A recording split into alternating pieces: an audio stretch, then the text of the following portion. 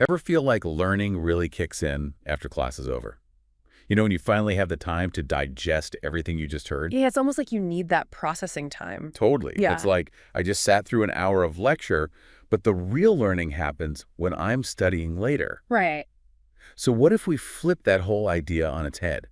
What if the lecture part happened before class? Okay, I'm intrigued. This is what we're deep diving into today, Sure. the flipped classroom. And you know how we do these deep dives? We go in deep. Absolutely. So we dug into some really interesting research by Kevin Brake. Oh, yeah, I've heard of him. And he's basically saying, like, let's completely rethink how we approach education. Wow. He even says, and I quote, let's turn education upside down. So buckle up. Right. So imagine this.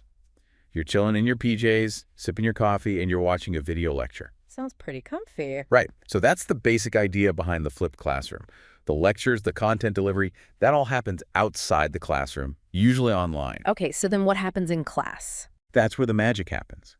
Instead of just passively listening, you're coming to class ready to engage, discuss, work through problems, actually apply the stuff you learned. So it's more hands-on. Exactly. Think active learning, group projects, debates, all that good stuff.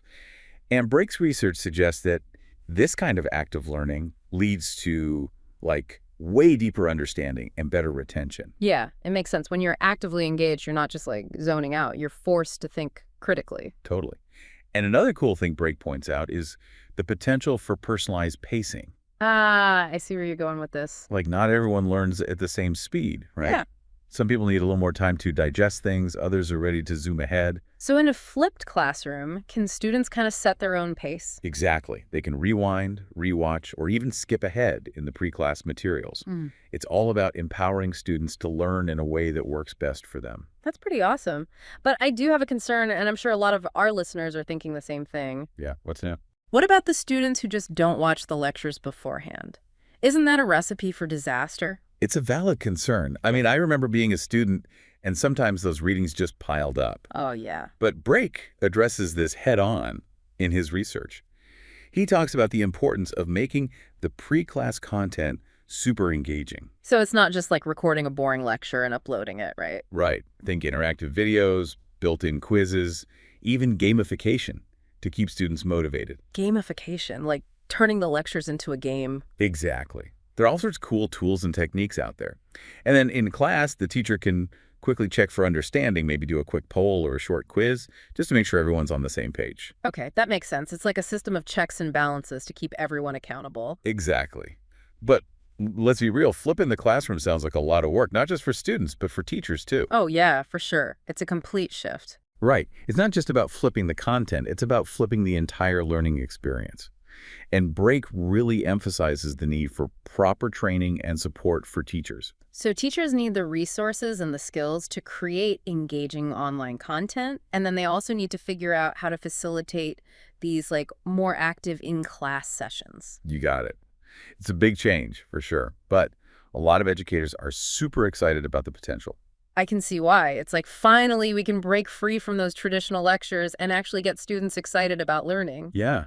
And honestly, just thinking about how this could play out in different subjects gets me really pumped up. Yeah, me too. Okay, so picture this. You're in a history class, right?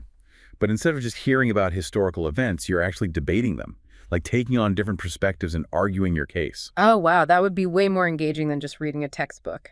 Right. Or imagine a science class where instead of passively watching an experiment, you're actually designing and conducting your own experiments. Yeah, that would make science come alive. Exactly. And Brake's research has a ton of real-world examples of this stuff actually working. Like, there's this one case study about a high school physics class that went fully flipped. Oh, tell me more about that. So this teacher totally redesigned the course.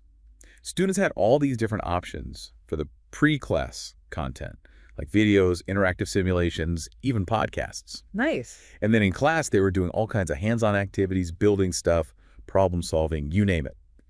And get this, the teacher saw a huge improvement in student engagement. And their grades actually went up too, especially for those who had been struggling before. Wow, that's amazing. So it's not just theoretical, it's actually making a real difference. Exactly. And it's not just limited to high school either. Brake talks about flipped classrooms working at all levels of education, from elementary school to college. So it's a model with real potential to transform education as a whole. Absolutely. But of course, it's not a perfect solution. Right, there have to be some downsides. Like, what about students who don't have reliable internet access at home?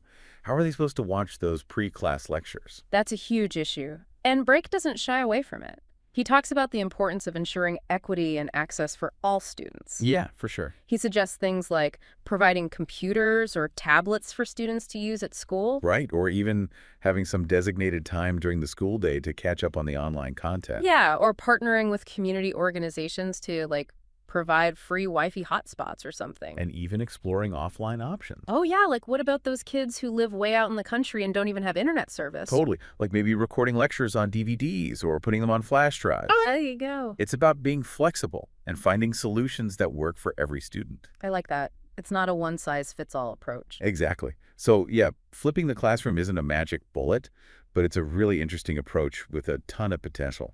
Yeah, and even if a school isn't ready to go fully flipped, there are still elements they can borrow from this model.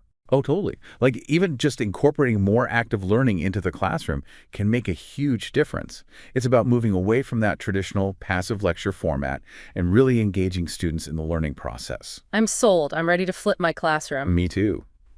So there you have it, folks. The flipped classroom. It's not just about watching lectures in your pajamas, it's about reimagining the entire learning experience, making it more engaging, more active, and more personalized. Now we want to hear from you. What subject do you think would benefit most from flipping? Head to the comments and let us know. Yeah, and be sure to check out some of the resources we mentioned, like Edutopia and Khan Academy, if you want to dive even deeper. Happy learning, everyone. And hey, don't forget to like and leave a comment. We love hearing from you. Yeah, we do. Until next time. Bye.